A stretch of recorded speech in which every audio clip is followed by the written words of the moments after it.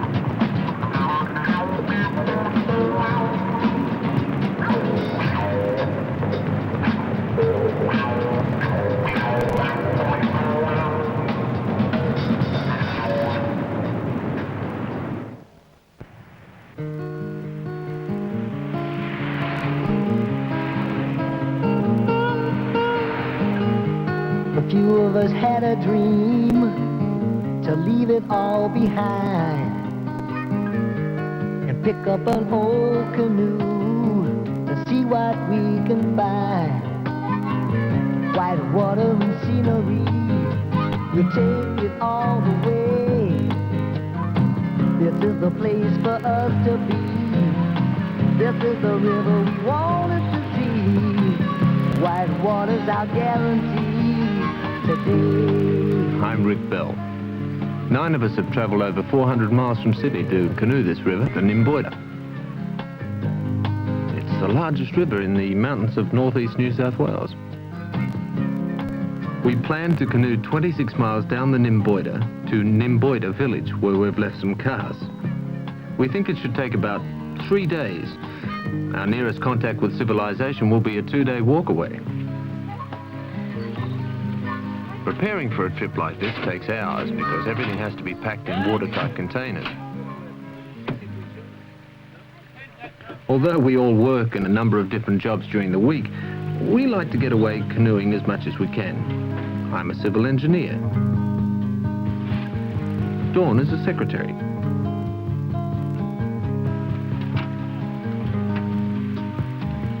Jim's a factory supervisor. His son Jerry is a fitter and turner. Jerry's bowhound Roger drives his own truck. Liz and Chris are both geologists. Stuart is from the country, where he manages a fertilizer company at Narrabri. John is the only beginner amongst us. It's his first trip. He's a metallurgist. He's just finished building his first canoe, a 15-foot Canadian. We make the canoes ourselves from fiberglass. The 2 kayaks don't have much room for gear, so Jim and Stuart unload a drum or 2 onto the Canadians. Fully loaded, they weigh about 250 pounds.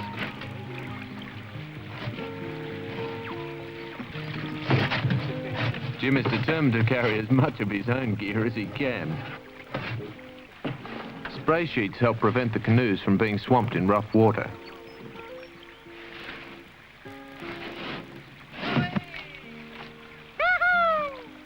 In a kayak-style cockpit, you wear the spray sheet around your waist.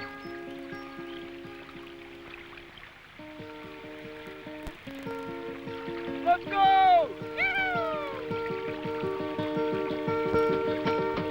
Riding along the Nymboida, we're taking it easy. We got 3 days, thinking of all the white water and of the things we're gonna see on the way.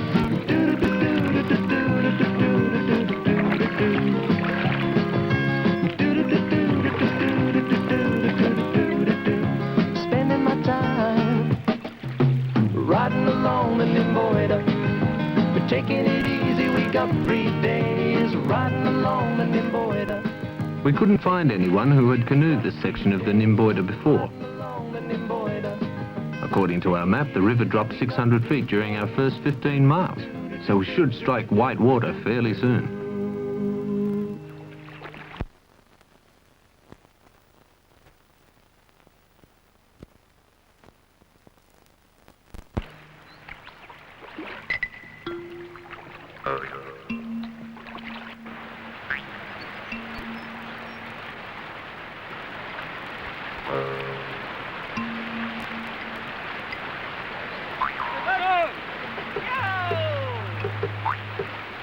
sounds too big to shoot without first having a look.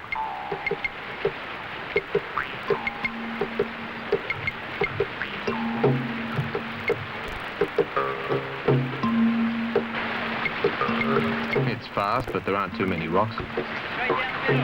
Spray sheets on, and let's go.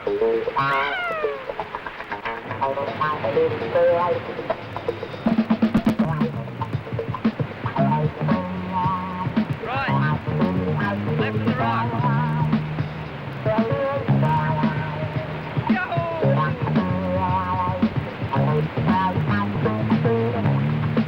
All through except John. We beckon him into his first rapid. Come on! Go on, John!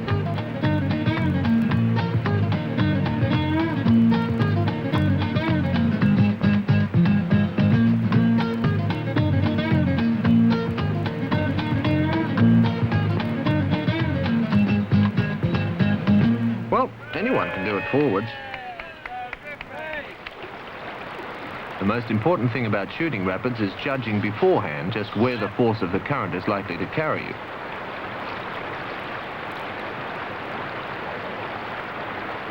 Even in small rapids, you shouldn't underestimate the force of the river. Only a foot of water flowing at this rate is enough to break a canoe in half if it becomes wrapped around a rock.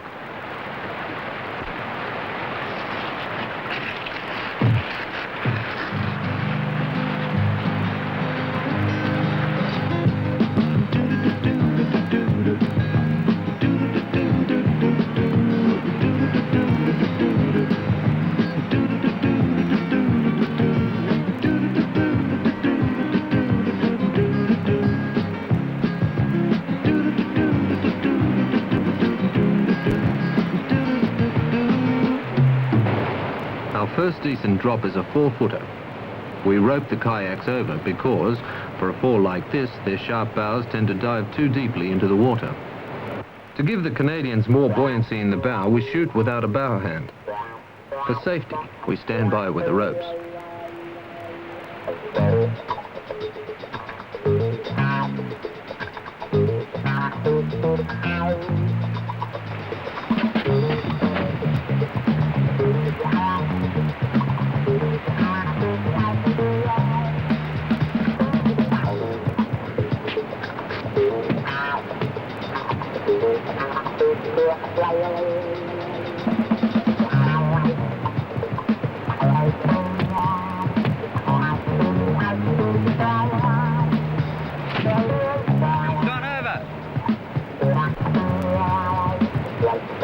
He pushes the canoe into a back eddy, which carries it into the bank. It's always a relief to get out of the main current into a back eddy, especially if you're floundering and struggling for breath. All Roger's worried about is his hat. Why don't you try doing it the hard way? Where's the hat? But Chris has retrieved it for him.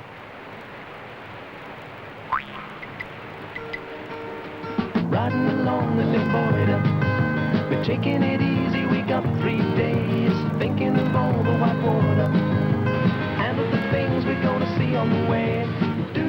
By now, we're past the point of no return. Our only way out is downstream, unless we want to walk out and leave the canoes and gear behind.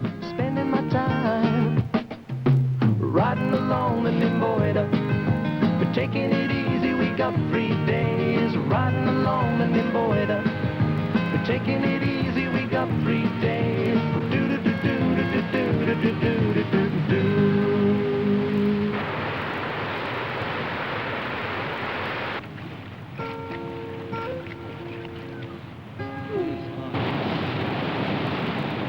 This is the longest chute we've seen. That's away there. The whole river is channeled over an enormous granite slab.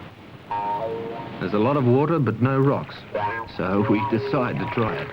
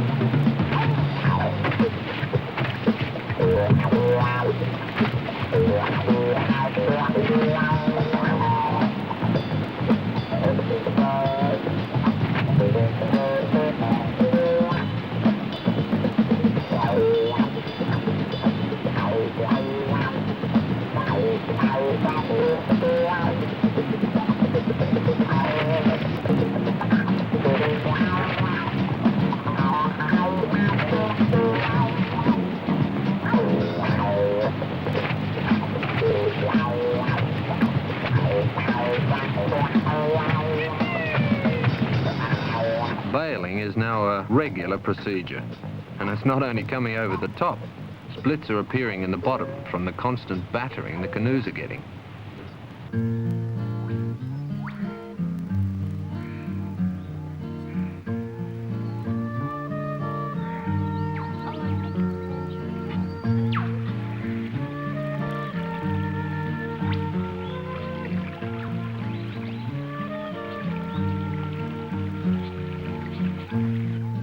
At the end of our first day, we estimate we've only come 3 miles.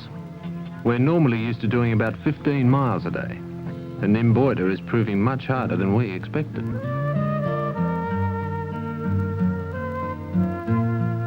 Camping is a time for drying out, relaxing, and just swapping canoe stories and about other trips and other rivers.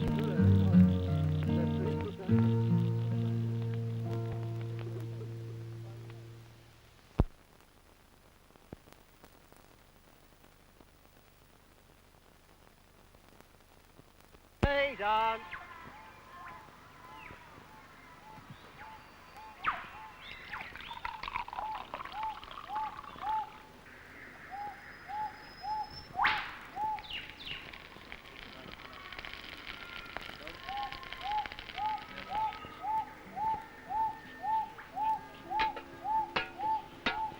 We flatten our empty tins and take them with us. We want to leave this wilderness area the way we found it.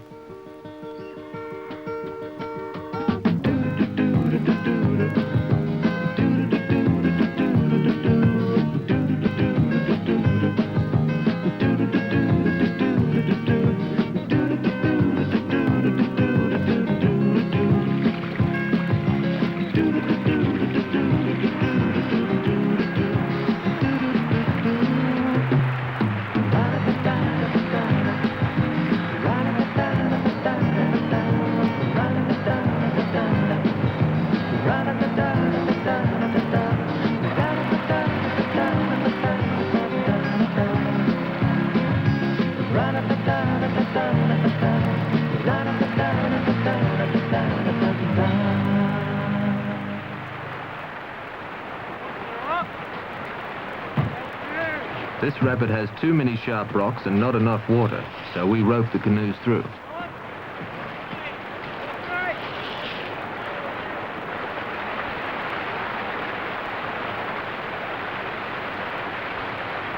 On the last drop, all the streams converge into a boiling mass.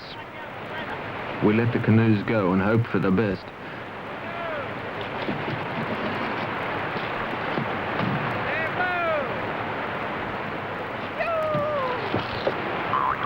My canoe almost disappears. The aerated water provides much less buoyancy than normal.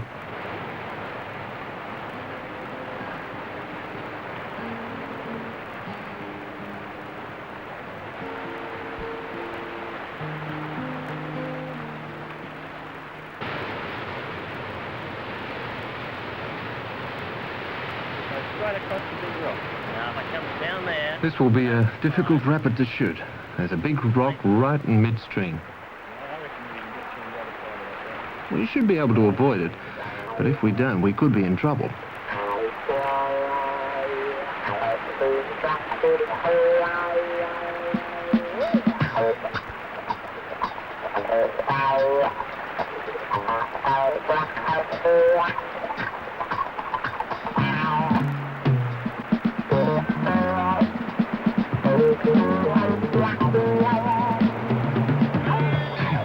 I misjudged that one, all right. But we were saved by a couple of inches of fast water running over the top of the rock.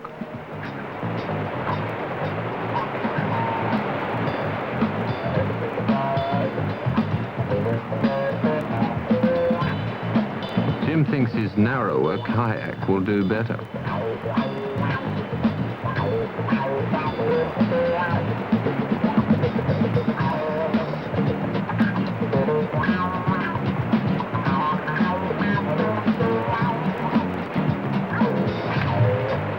Boy, I bet Jim doesn't know how he got out of that one.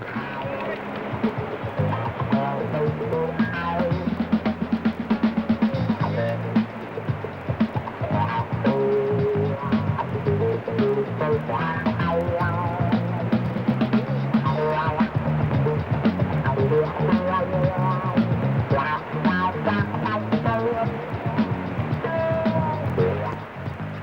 Stuart makes sure he misses the rock, but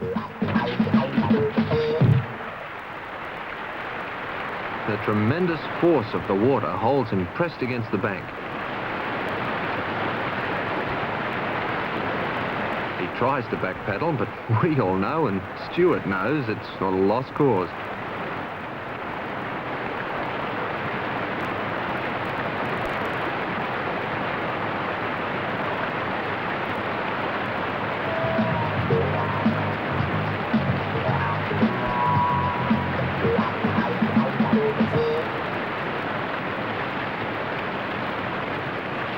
He's okay. He made it to the flat pool. Jerry will now demonstrate what he calls the double draw stroke. A deep scoop with a paddle. Leave it there. Draw a number 2 wood.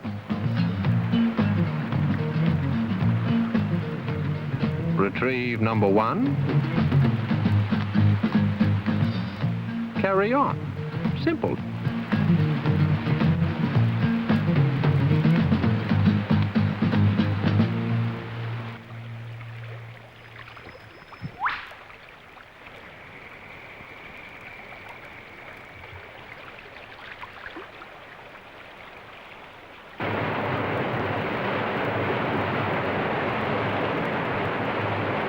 This is going to be a tricky one. A fast run up to a 90-degree bend, and that's going to be a problem. It's a good rule to shoot difficult rapids, one canoe at a time. Jerry's going to give it a go first.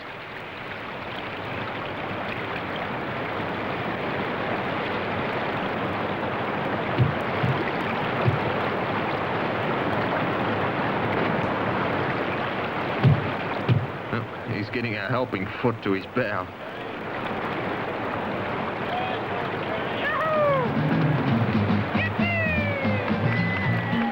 And sort of makes it.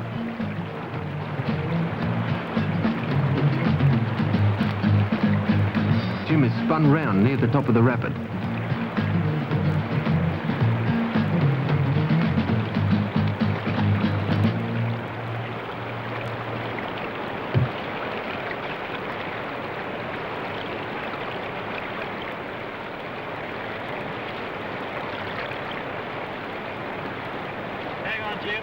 He's okay. He sticks with his kayak.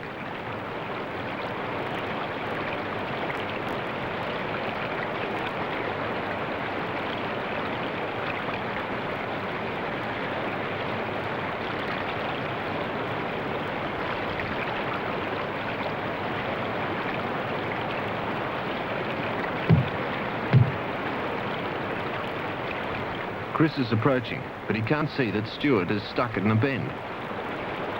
Chris, hold it. Stuart's still in the rapid. It's too late for him to pull out anyway.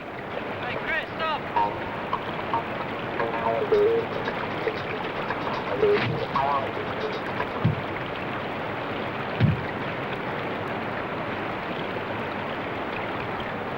Chris is flipped out, but he's lucky because he falls behind the canoe. Full of water, a Canadian weighs about a ton, and with the force of that current behind it, it could crush you against a rock.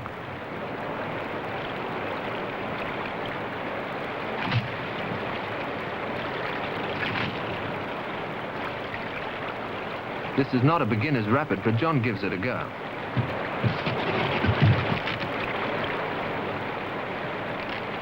John, get out. Let the canoe go. Breaking half. It looks funny, but we've got real trouble on our hands. The canoe is in danger of breaking in two. Throw the rope over here. Just let the canoe go. John's best chance is to get out upstream and let the canoe go. But where will he go? Looks like we lost a canoe.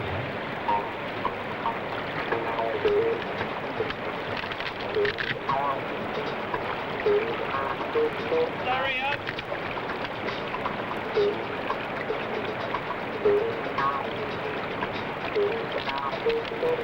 Throw the rope. Quick, hey!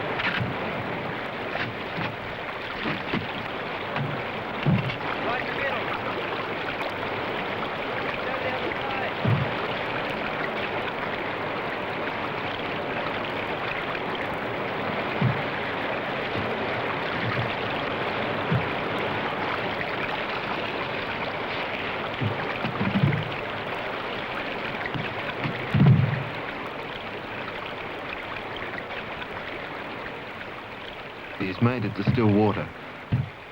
And the canoe still seems to be in one piece. On closer inspection, we find a broken gunnel and a bad leak.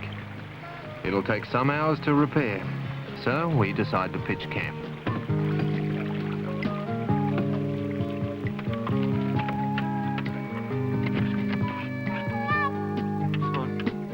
The canoe has to be dried out first, because the resin won't harden on a wet surface.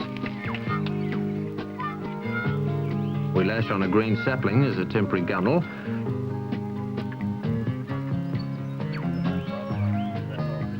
and the fiberglass patch is saturated with resin then left to harden. The best way of washing fiberglass off our skins was...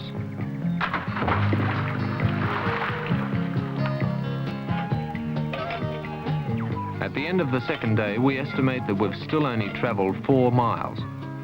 At this rate, it will take 10 days for us to reach Nymboida village, but we don't have that much food. Our only chance is that the going will become easier after the junction with the little Nymboida.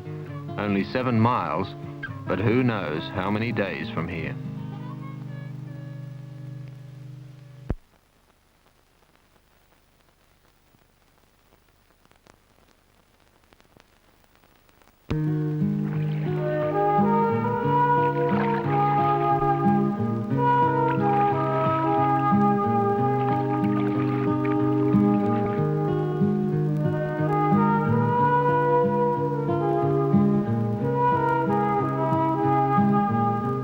We travel through some spectacular gorge country, with cliffs up to 500 feet high and huge granite slabs sloping into the river.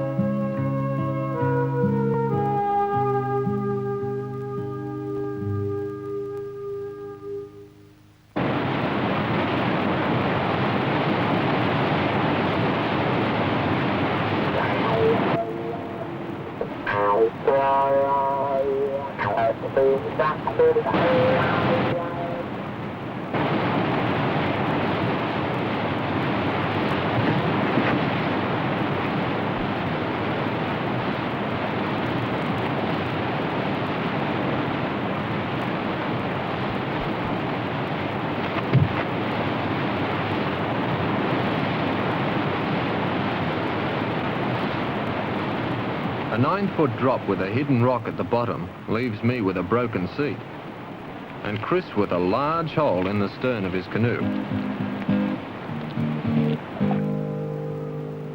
We have to stop for repairs again, this time for about an hour.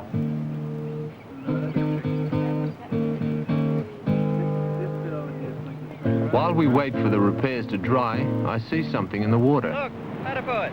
It's a platypus. It's over there. Look, you just see him surfacing. He seems to be too busy feeding to notice us.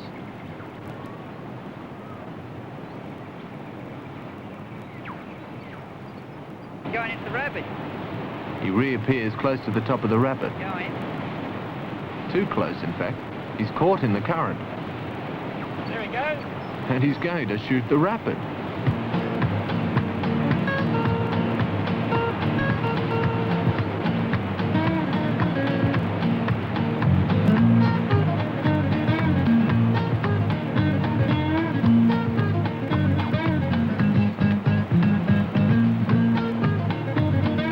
To return to his burrow, he'll have to walk back up the bank.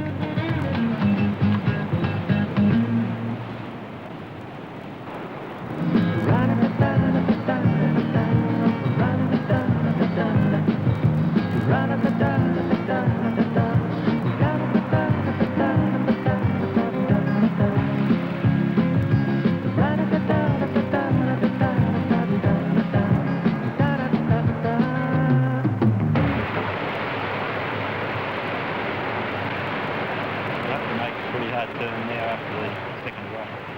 The tensest moment for me in canoeing is approaching the top of a rapid, hoping the route you've chosen is the right one.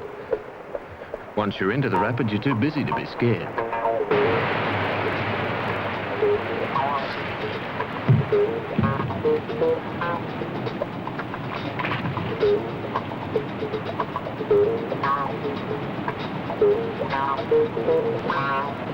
It's a great feeling when you're through and in one piece.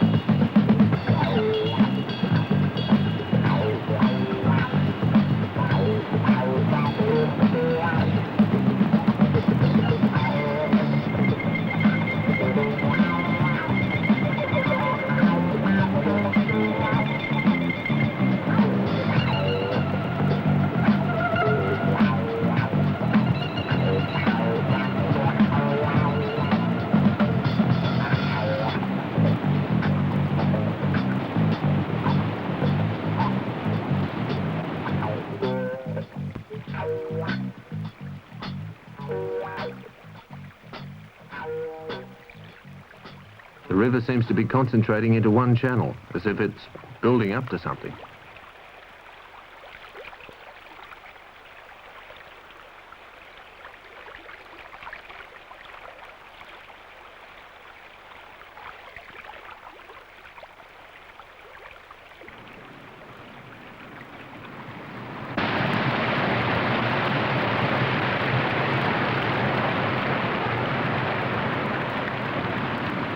Boy, nobody could survive that.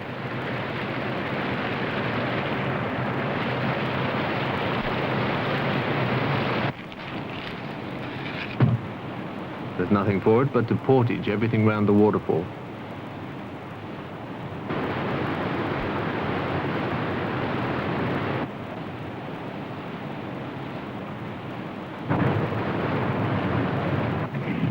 Even without gear, the Canadians weigh over 100 pounds.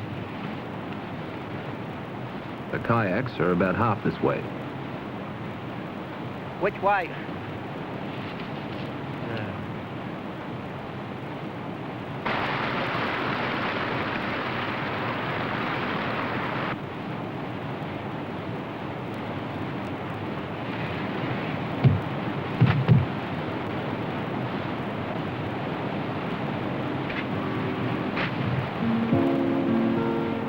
This particular 150 yards of the Nymboida sets us back 3 hours.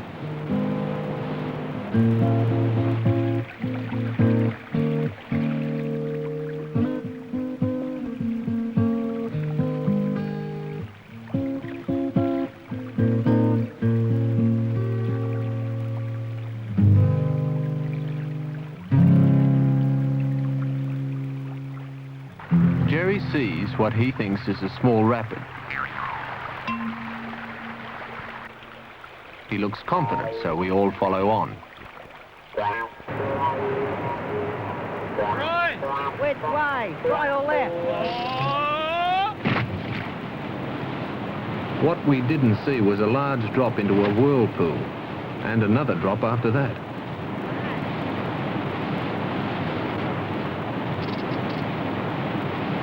Jerry and Roger weren't in any position to warn the rest of us.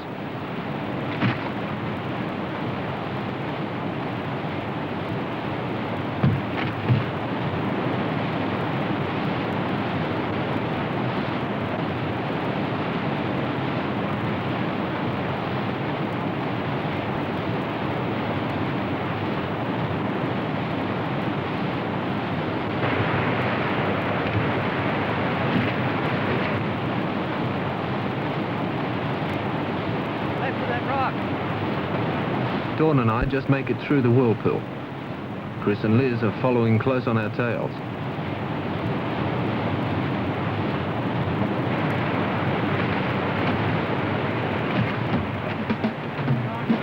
They're swamped by the pressure wave and then caught up in the whirlpool.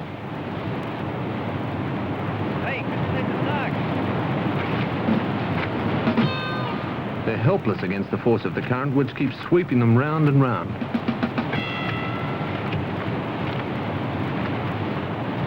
Quick, fit them in! What's happened? They're stuck! The whirlpool!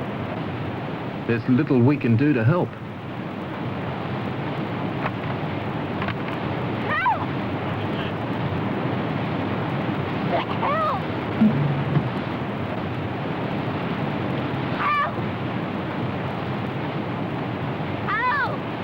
Chris manages to haul himself out on the opposite bank. Liz is fished out by Roger. We get hold of the canoe, but a drum washes out. We can't afford to lose supplies at this stage.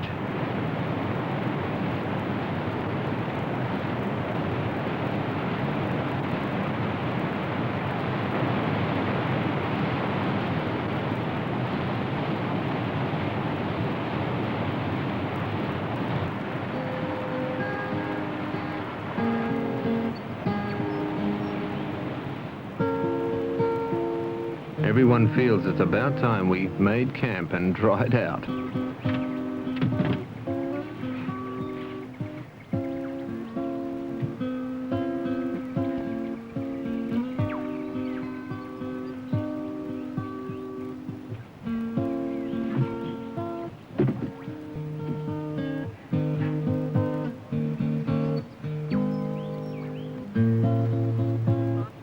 At the end of our fourth day, we're still in the steep section of the river and still about 2 miles from the junction with a little Nymboida.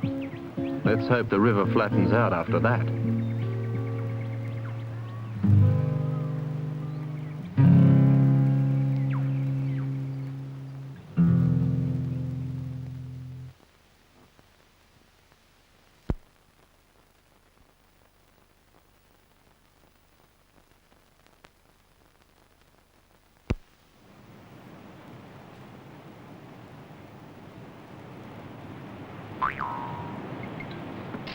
We're faced with our most difficult rapid so far, a long, boulder-ridden gorge with many drops and turns.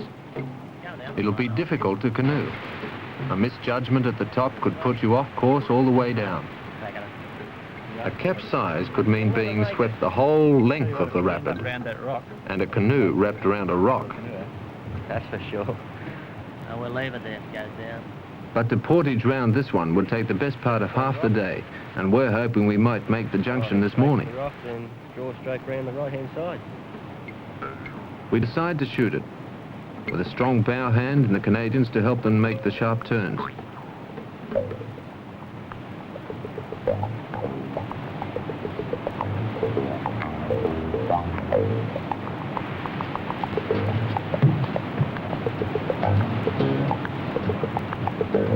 Right.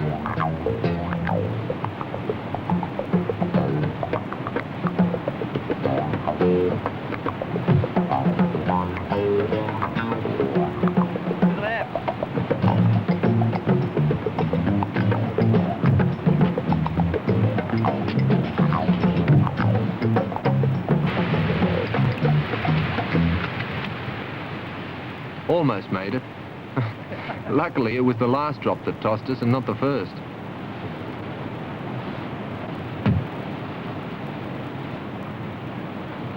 Jerry and Roger get ready for their turn.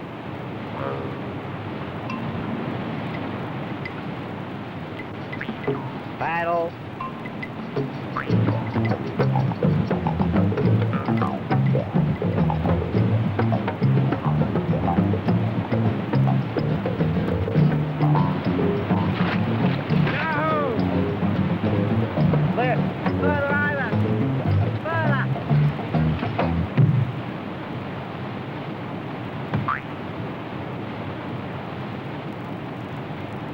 Which way? They try to reverse out of their predicament and get into a worse one.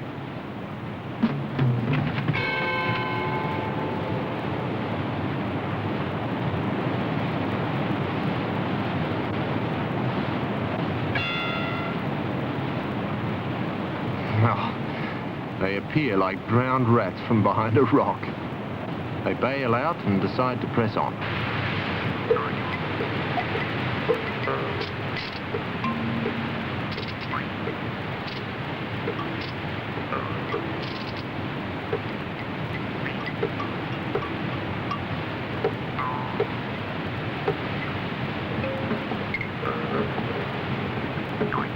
Okay, let's go.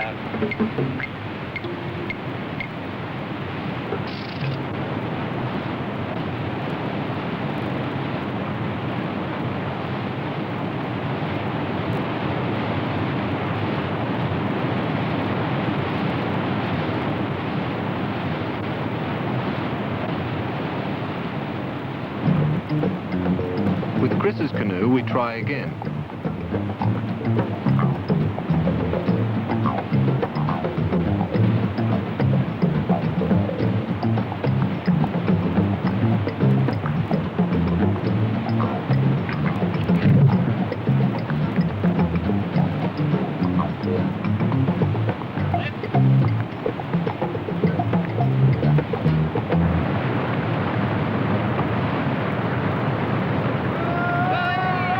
This time we make it on the last drop.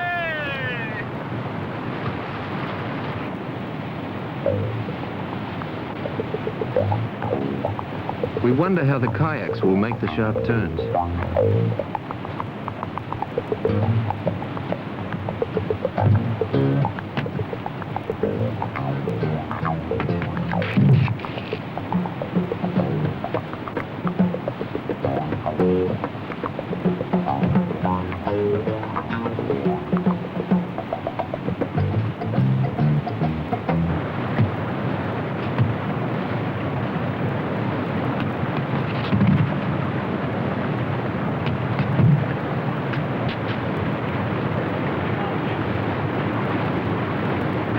After seeing how Jim's kayak went, Stuart decides to carry his round.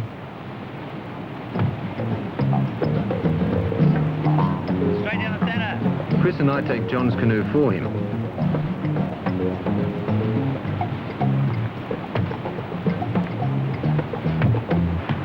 Here we go. The last drop flips us again, but at least all the canoes are through in one piece.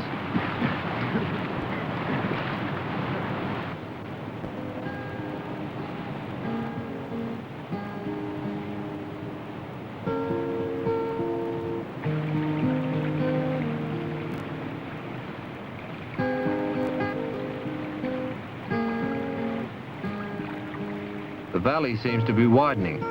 We must be getting close to the junction now.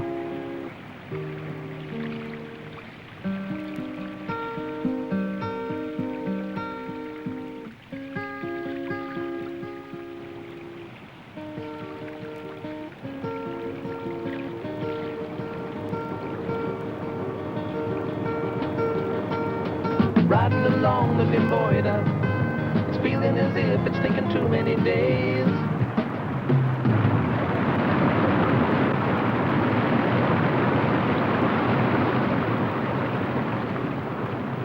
Sure enough, it's a large one. But what worries us more is that. More rapids downstream and a treacherous-looking current disappearing round a corner. We'll need to look further downstream. Another rapid, and a fast current beyond that again. We wonder what it's leading to.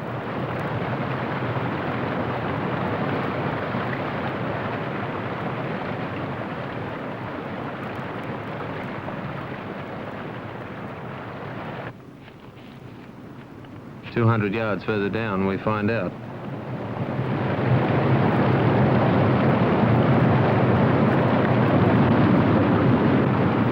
A waterfall, dropping about 30 feet in 3 jagged falls. Anyone going over this wouldn't stand a chance. There goes any possibility of making Nymboida village tonight. To portage round the rapids as well as the waterfall would take the rest of the day.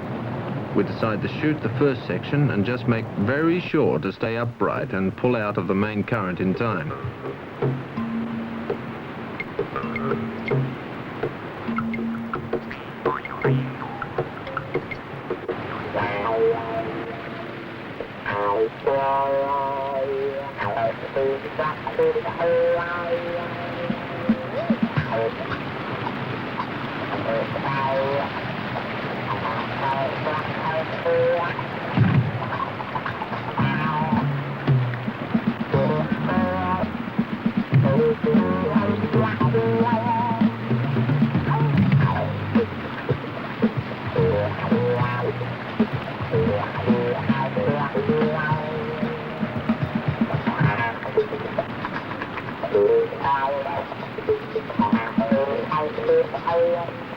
Chris doesn't have any trouble catching a back eddy to safety.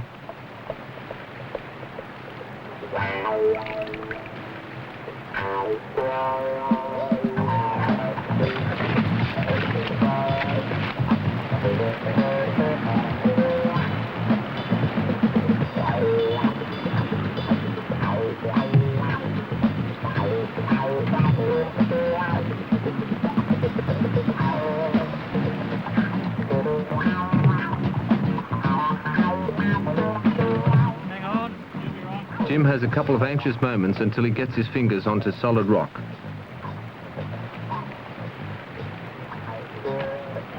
Thought you're going to miss the rock.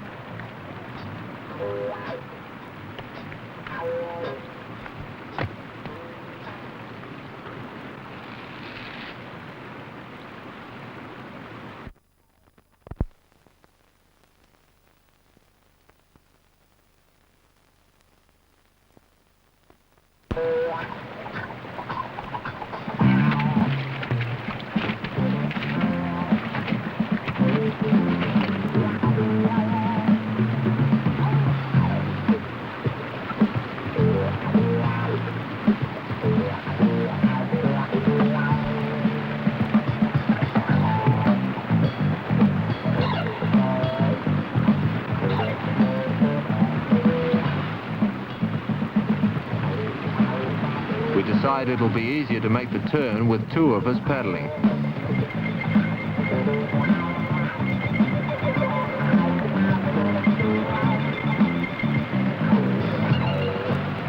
And we make it without any trouble. We're all tense as John decides to bring his canoe through.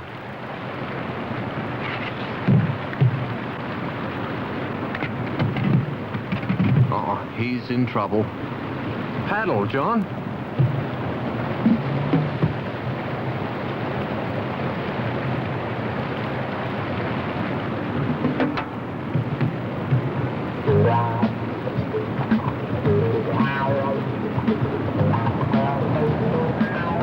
He's even in more trouble. His swamped canoe, with the force of the current behind it, threatens to crush him against a rock.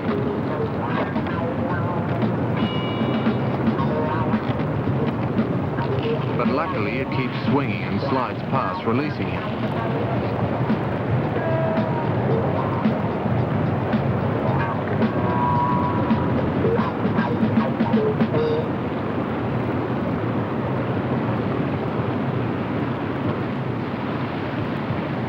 We rescue his canoe and haul it ashore.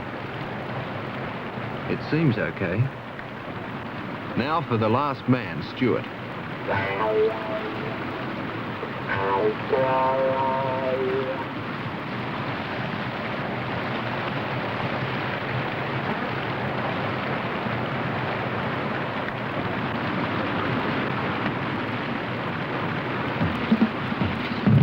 Scott, he's over. Stuart seems to be knocked breathless. He's swept past our ropes towards the second rapid.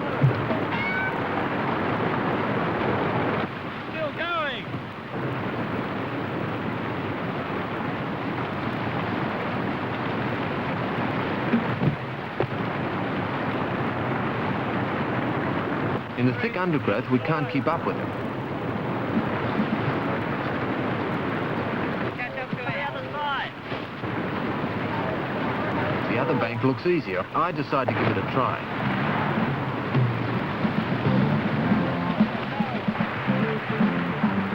It's a bit desperate trying to get a handhold on the other side.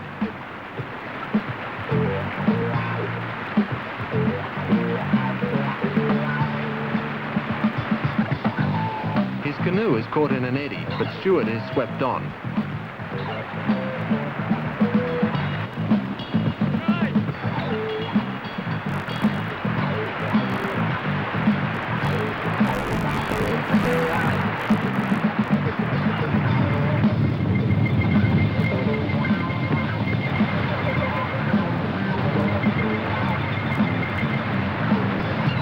I see Stuart.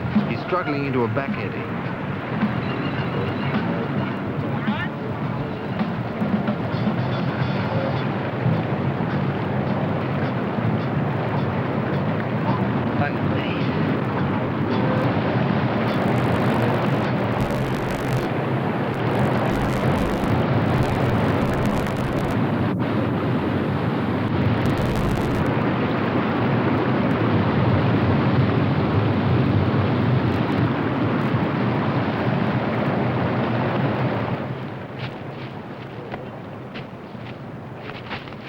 We decide it's quicker to haul, drag, half carry the canoes round the waterfall without unloading them.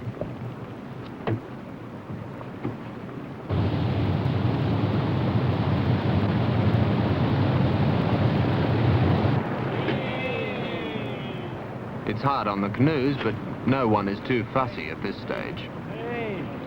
1, 2, 3. Hey!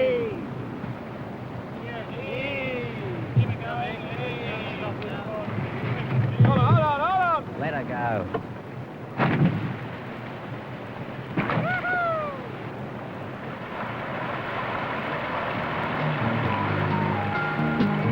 We hope the waterfall has been the last gasp of the river.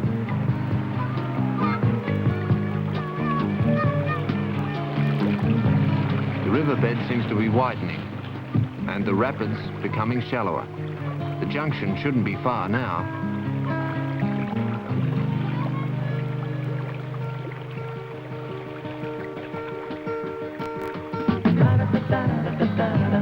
Here it is, at last, the junction of the Nymboida and the Little Nymboida rivers. Behind us lies the roughest 11 miles of canoeing we've ever done. Ahead, the going looks smooth and fast. The extra current from the Little Nymboida pushes us along at a fast rate. We cover the last 15 miles in a day. White water and scenery, we're leaving you behind. We reach the Nymboida Bridge at last. The first sign of civilization since we began our 3-day journey 6 days ago.